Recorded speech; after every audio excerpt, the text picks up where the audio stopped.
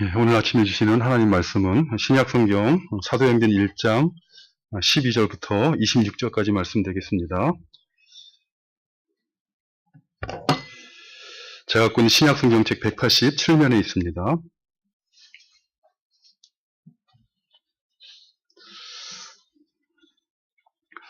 본문 말씀 찾으신 줄 알고 사도행전 1장 12절부터 1장 마지막 절까지 봉독해 드리겠습니다. 제자들이 감람원이라 하는 산으로부터 예루살렘에 돌아오니 이 산은 예루살렘에서 가까워 안식일에 가기 알맞은 길이라. 들어가 그들이 유하는 다락방으로 올라가니 베드로, 요한, 야고보, 안드레와 빌립, 도마와 바돌로메, 마테와 알페오의 아들 야고보, 셀로딘, 시몬, 야고보의 아들 유다가 다 거기 있어 여자들과 예수의 어머니 마리아와 예수의 아우들과 더불어 마음을 같이하여 오로지 기도에 힘쓰더라. 모인 무리의 수가 약 120명이나 되더라. 그때 베드로가 그 형제들 가운데 일어서서 이르되, 형제들아, 성령이 다윗의 입을 통하여 예수 잡는 자들의 길잡이가 된 유다를 가리켜 미리 말씀하신 성경이 응하였으니 마땅하도다. 이 사람은 본래 우리 수 가운데 참여하여 이 직무의 한 부분을 맡았던 자라. 이 사람이 불의의 삭스로 밭을 사고 후에 몸이 곤두박질하여 배가 터져 창자가 다 흘러나온지라. 이 일이 예루살렘에 사는 모든 사람에게 알리어서 그들의 말로는 그 밭을 아겔다마라 하니 이는 피밭이라는 뜻이라. 시편에 기록하였으되 그의 거처를 황폐하게 하시며 거기 거하는 자가 없게 하소서 하였고, 또 일렀으되 그의 직분을 타인이 취하게 하소서 하였도다. 이러함으로 요한의 세례로부터 우리 가운데서 올려져 가신 날까지 주 예수께서 우리 가운데 출입하실 때에 항상 우리와 함께 다니던 사람 중에 하나를 세워 우리와 더불어 예수께서 부활하심을 증언할 사람이 되게 하여야 하리라 하거늘, 그들이 두 사람을 내세우니 하나는 바사바라고도 하고 별명은 유수도라 하는 요셉이요 하나는 마띠아라. 그들이 기도하여 이르되, 무사람의 마음을 아시는 주여, 이 두 사람 중에 누가 주님께 택하신 바 되어 봉사와 및 사도의 직무를 대신할 자인지를 보이시옵소서. 유다는 이 직무를 버리고 제 곳으로 갔나이다 하고 제비 뽑아 마띠아를 얻으니 그가 11사도의 수에 들어가니라. 아멘. 함께 읽으신 오늘 본문 말씀은 부활하신 예수님께서 승천하신 직후에 있었던 사건입니다. 십자가 죽음에서 부활하신 주님께서 하늘로 올라가시 직전 마지막 제자들에게 남기신 말씀은, 오직 성령이 너희에게 임하시면 너희가 권능을 받고 예루살렘과 온 유대와 사마리아와 땅끝까지 이르러 내 증인이 되리라 라는 말씀이었습니다. 이제 너희는 성령으로 곧 세례를 받아서 성령이 너희 안에 임하여 권능을 갖게 될 것이요. 그렇게 되면 이제 십자가에서 죽임 당하시고 사흘 만에 다시 사신 예수님을 증거하는 증인으로 살게 될 것이다. 증인의 사명을 감당하게 될 것이다 라는 말씀이 주님께서 제자들에게 남기신 마지막 말씀이었습니다. 이 말씀을 마치시고 주님께서 하늘로 제자들이 보는 데서 올려가시자 제자들은 무엇을 하였습니까? 오늘 본문 12절을 보니 제자들이 감람원이라 하는 산으로부터 예루살렘으로 돌아왔다 이렇게 말씀하고 있습니다. 이 감람원이라 하는 산, 이 감람원은 예루살렘 동남쪽에 있는 작은 산입니다. 이 산에는 감람나무 곧 올리브나무가 많아서 감람산이다 또는 올리브산이다 이렇게 부르는 산인데, 이 산의 서쪽 기슭에 있는 한 기슭이 바로 겟세마네 동산이었고, 주님께서 체포되시기 전에 마지막으로 기도를 드린 장소가 바로 이곳이었습니다. 예수님께서 승천하신 곳이 바로 이 감람산이었는데, 이 감람산에서 주님이 하늘로 올라가 버리자 이 감람산에 있던 제자들이 이제 예루살렘으로 돌아왔다는 것이죠. 왜 그들은 예수님이 하늘로 올라가신 승천 이후에 그 제자들 중에 대다수가 살던 갈릴리로 돌아가지 않고 예루살렘으로 돌아갔겠습니까? 더군다나 예루살렘은 예수님을 못 박아 죽였던 자들, 예수님을 따르는 자들을 핍박할 것 같은 핍박할 바리새인과 서기관, 대제사장들, 이런 자들의 본거지가 예루살렘이었는데 왜 그들은 그곳으로 돌아갔겠습니까? 그 이유는 예수님께서 승천하시기 전에 그들에게 명령하셨기 때문에 그렇습니다. 우리가 이미 살펴본 4절 말씀을 보면 승천하시기 전 예수님께서는 제자들에게 명령하셨습니다. 예루살렘을 떠나지 말고 내게서 들은 바 아버지께서 약속하신 것을 기다리라는 이 명령을 주님으로부터 받은 것이죠. 이 말씀을 기억한 제자들은 그 말씀에 순종하여서 어떻게 생각하면 두렵고 떨렸었겠지만 주님의 말씀에 순종하여 예루살렘으로 간 것입니다. 그런데 만일 그들에게 주님께서 주신 말씀이 없었거나 또는 주님이 주신 말씀이 있을지라도 그들이 잊어버렸다면 그들은 어떻게 되었겠습니까? 아마 그들은 십자가에 주님께서 못 박혀 죽으셨을 때 했던 것처럼 또다시 실망하여 방황했을지 모릅니다. 부활하신 예수님을 만난 기쁨이 있었는데 또다시 주님께서 그들 곁을 떠나가셨으니 이제 우리는 어떻게 할 것인가? 그들은 당황해하거나 또는 방황하였을 것입니다. 그러나 예수님께서는 미리 제자들에게 승천하시기 바로 직전에 어떻게 해야 될지를 말씀하셨습니다. 그리고 제자들은 그 말씀을 기억하고 순종한 것이 시편 기자가 시편 119편 105절에서 말씀한 것처럼 교훈한 것처럼 고백한 것처럼 주의 말씀은 내 발의 등이요 내 길의 빛이라고 하신 이 교훈의 말씀처럼 예수님을 하늘로 떠나보낸 제자들에게는 예수님께서 주신 말씀이 있었고 그 말씀이 바로 그들의 발걸음을 인도하는 등이 되고 빛이 된 것입니다. 이렇게 주님의 말씀에 순종하여 예루살렘으로 돌아온 제자들은 그들이 평소에 거하던 한 다락방에 모였습니다. 이 다락방은 초대 예루살렘 교회의 터전으로 알려진 마가의 다락방이었습니다. 이 다락방에서 예수님께서는 제자들과 마지막 6월절 만찬을 하셨고 또 부활하신 후에 제자들에게 이 다락방에 모여있는 제자들에게 나타나시기도 하셨습니다. 이 예수님께서 승천하신 후 다락방에 제자들이 모였는데 그 안에 모인 사람들의 이름을 열거하고 있습니다. 베드로와 요한, 야고보, 안드레, 빌립, 도마, 바돌로메, 마테오와 및 알페오의 아들 야고보, 셀로딘, 시몬, 야고보의 아들 유다.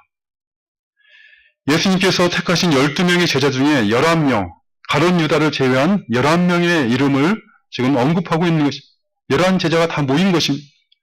뿐만 아니라 여자들 이렇게 표현되어 있는데 막달라 마리아와 글로바의 아내인 마리아, 나사로의 여동생인 마르다와 마리아, 야고보와 요한의 어머니인 살로메, 이런 예수님을 따르는 여자들과 예수님의 어머니인 마리아와 예수의 아우를 포함해서 약 120명이 모였다. 이렇게 말씀하고 있습니다.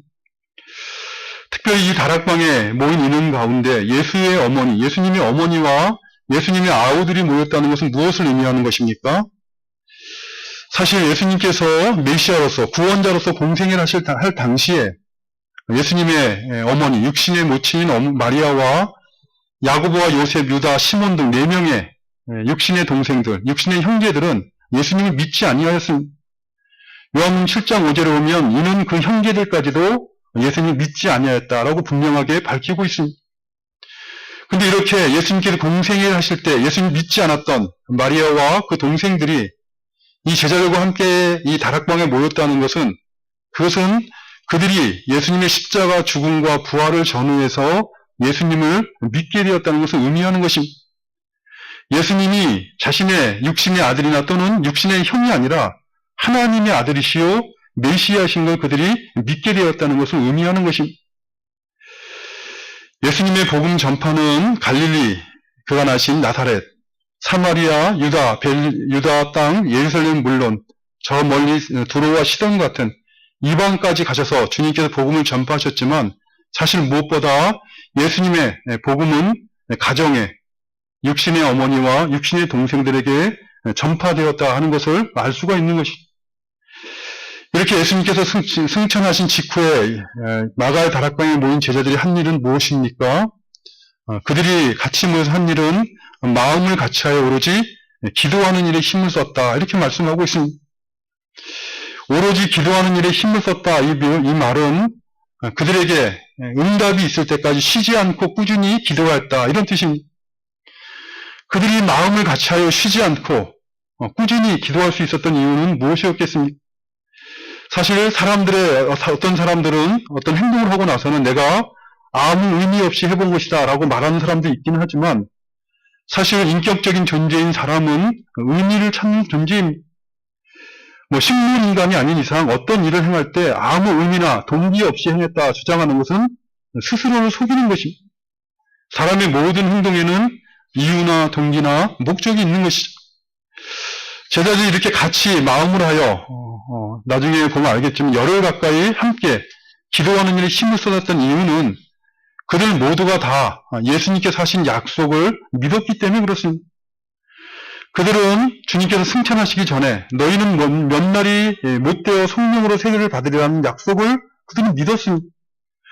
오직 성령이 너희에게 임하시면 너희가 권능을 받고 예루살렘과 온 유대와 사마리아와 땅끝까지 이르러 내 증인이 되리라 하신 그 주님의 말씀을 믿은 것입니다. 그래서 그들은 그 약속을 믿는 일에 하나가 되어서 그 약속을 믿음으로 함께 기도할 수가 있었고, 그래서 오로지 기도하는 일에 힘을 쓸 수가 있었던 것입니다. 또한 그들은 같은 사명을 갖고 있었기 때문에 함께 기도할 수가 있었습니다. 예수님께서 부활하신 주님께서 하늘로 올라가시면서 그들에게 맡기신 사명, 곧 예루살렘과 온 유대와 사마리아와 땅끝까지 이르러 내 증인이 되리라 하신 이 사명은 사람의 능력으로, 사람의 지혜로, 사람이 하고 싶다고 해서 감당할 수 있는 사명이 아니었습니다. 이미 제자들은 예수님의 십자가 죽음을 전후해서 자신들이 갖고 있는 무능함이 무엇인지, 자신이 갖고 있는 영적인 연약함과 영적인 무지함이 무엇인지, 무능력이 무엇인가를 절실히 체험하였습니다. 그렇기 때문에 그들은 예수님께서 맡기신 이 사명, 주님의 증인된 사명을 감당하려면 성령의 권능을 받아야 되는 것을 알았기 때문에 그들은 마음을 같이하여 오로지 기도하는 일에 힘을 쓰지 않을 수 없었던 것입니다. 예수님의 약속이 이루어질 것을 믿고 바랐기 때문에, 또 주님께서 맡기신 그 증인의 사명을 감당할 수 있는 능력을 바랐기 때문에 그들은 함께 기도하는 일에 전념할 수가 있었던 것입니다.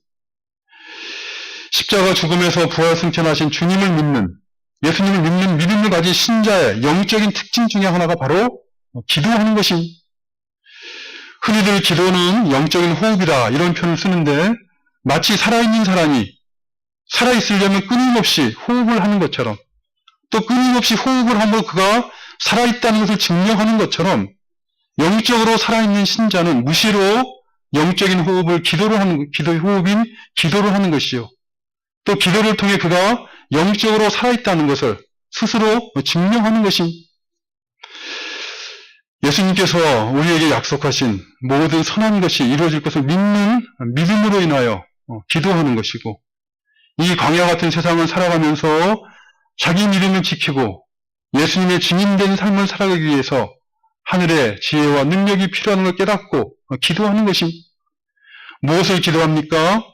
우리에게 약속하신 모든 선한 것이 이루어지도록 은혜를 베풀어 달라고 기도하는 것입니다.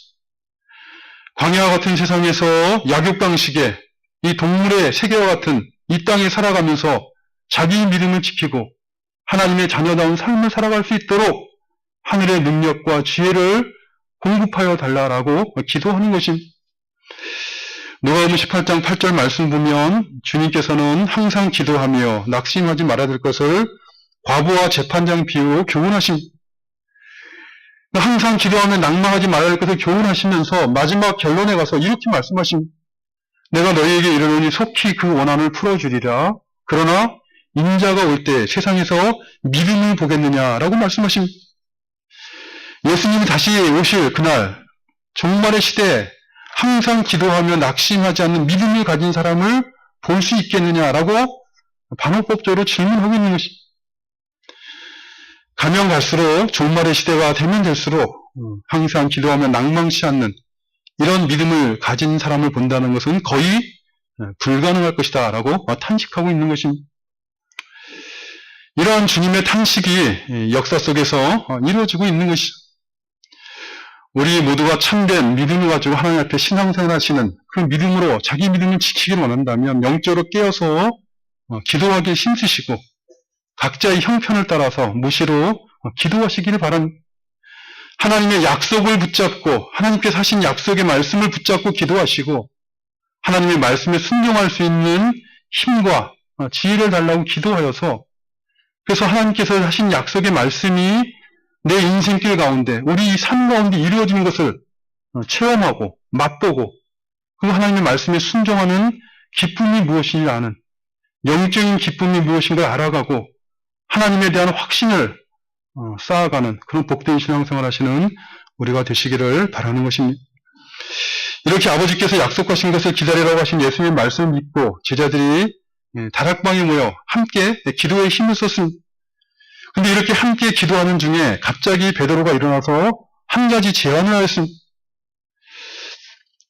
제자들이 함께 모여서 기도에 함께 힘을 쓰고 있을 때 베드로가 한 가지를 깨닫게 된 것이, 어떤 신비한 것을 그가 기도를 통해 깨닫게 된 것이 아니라 하나님의 말씀의 의미를 깨닫게 된 것입니다.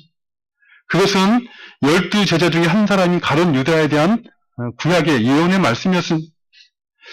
사실 당시에 다락방에 모인 예수님의 제자들 중에 가룟 유다의 이야기를 꺼내고 싶은 사람은 아마 한 사람도 없었을 것입니다.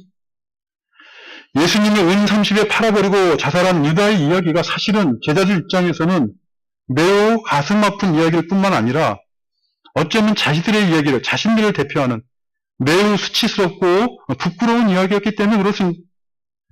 그런데 갑자기 베드로가 일어나 가룟 유다의 일에 대한 성경의 예언을 언급한 것입니다. 오늘 보면 16절 이하의 말씀을 보면 베드로는 갑자기 기도한 자리에서 일어나서 이렇게 말을 합니다. 형제들아, 성령이 다윗의 입을 통하여 예수 잡는 자들의 길잡이가 된 유다를 가리켜 미리 말씀하신 성경에 응하였으니 마땅하도다. 이 사람은 본래 우리 수 가운데 참여하여 이 직무의 한 부분을 맡았던 자라. 이 사람이 불의의 싹스로 밭을 사고 후에 몸이 곤두박질하여 배가 터져 창자가 다 흘러나온지라. 이 일이 예루살렘에 사는 모든 사람에게 알려져 그들의 말로는 그 밭을 아겔다마라 하니 이는 피밭이라는 뜻이라. 시편에 기록하였으되 그의 거처를 황폐하게 하시며 거기 거하는 자가 없게 하소서 하였고 또 일렀으되 그의 직분을 타인이 취하게 하소서 하였도다. 이렇게 말을 했습니다.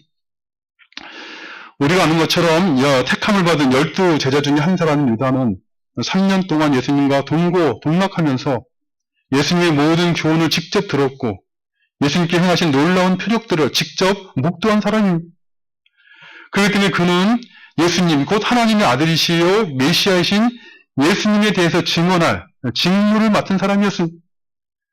예수님이 증거할 증인된 자격을 갖고 있는 사람이었던 것이죠. 그런데 그는 우리가 복음서를 통해 아는 것처럼 예수님을 배신하였고 대제사장에게 은 30을 받고 예수님을 팔아버렸습니다. 물론 비록 후에 자기 행위를 후회는 하였지만 그는 하나님 앞에 그것이 그 자신의 죄를 회개하지 않았습니다. 그저 잘못된 행위인지를 반성은 할 줄 알았지만 그러나 그건 자기 마음에서 나온 생각이었고 하나님 앞에 죄를 회개하지 않았다는 것이, 무죄하신 예수님을 팔아버린 죄책감에 사로잡혔던 그는 흰놈의 골짜기 절벽에 있는 한 나무에 목을 메어 죽었는데 그 목을 맸던 줄이 끊어져서 그의 시신이 바위 위에 떨어졌고 배가 터져 창자가 다 흘러나왔습니다.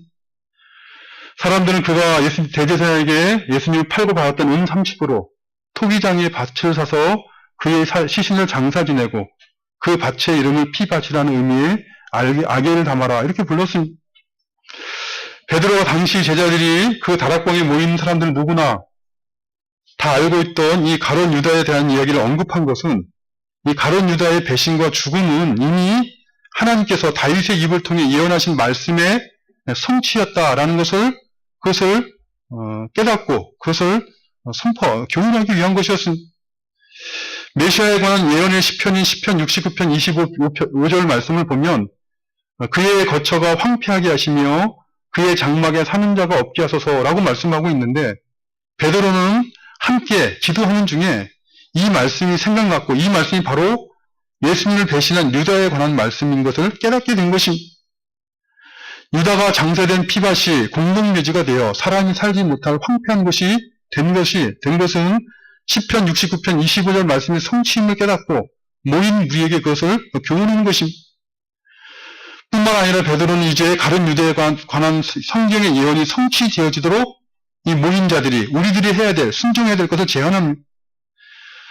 또 다른 메시아에 관한 예언의 시편인 시편 109편 8절 말씀 보면 그의 직분을 타인이 빼앗게 하시며 라고 예언하고 있는데, 베드로는 이 말씀이 바로 유다에 대해 예언하신 말씀인 것을 깨닫게 된 것입니다.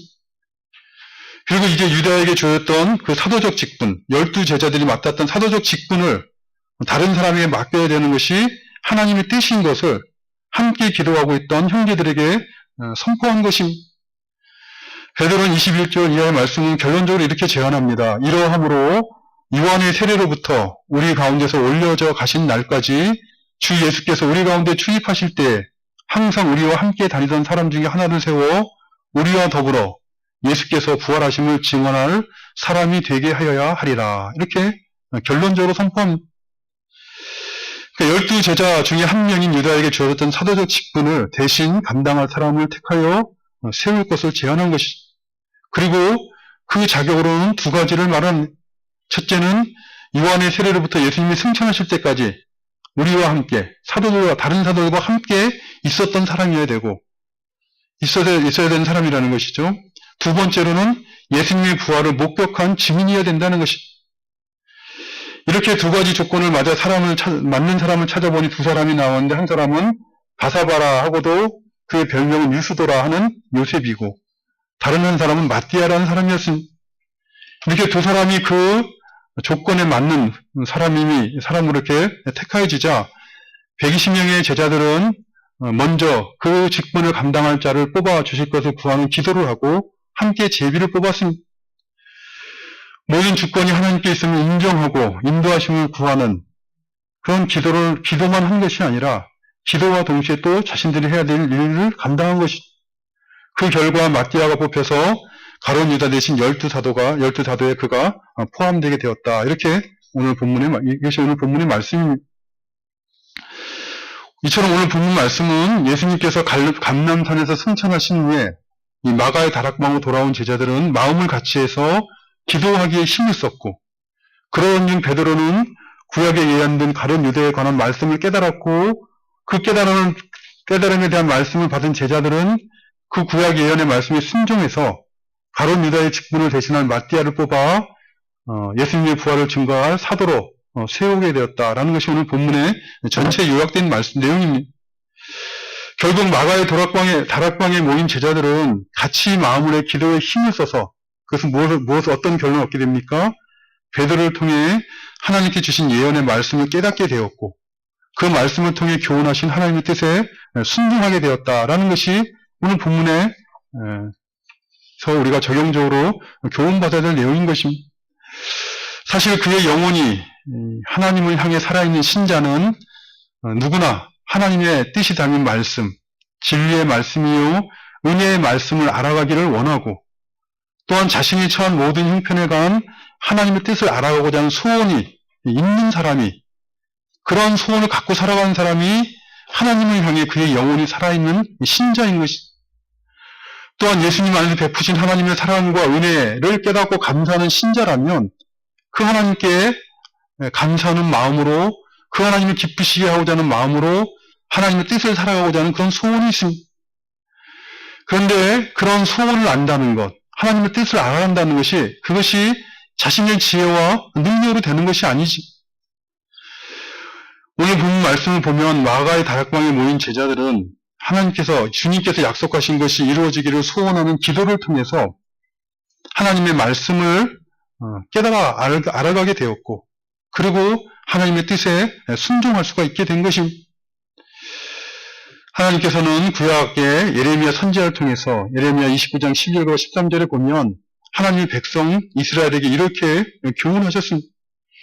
너희가 내게 부르짖으며 내게 와서 기도하면 내가 너희들의 기도를 들을 것이요, 너희가 온 마음으로 나를 구하면 나를 찾을 것이요 나를 만나리라 라고 교훈하셨습니다.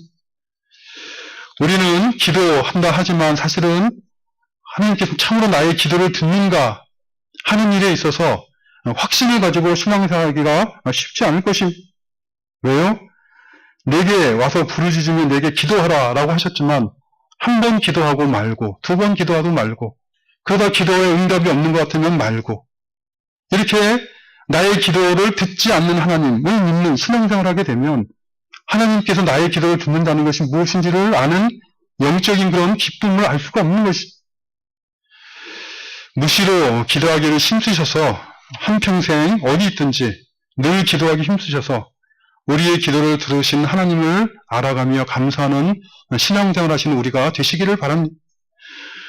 우리가 때로는 우리 잘못된 기도를 해서 정욕을 따라 기도할 때 하나님 듣지 않으시고, 또 우리가 하나님 기뻐하신 하나님 때가 아닌 것을 구할 때 응답하지 않으시는 것처럼 보일지 모르지만, 하나님은 모든 것을 들으시고 하나님 뜻을 따라 우리 가운데 일하시는 선하시고 인자하신 하늘의 아버지가 되십니다.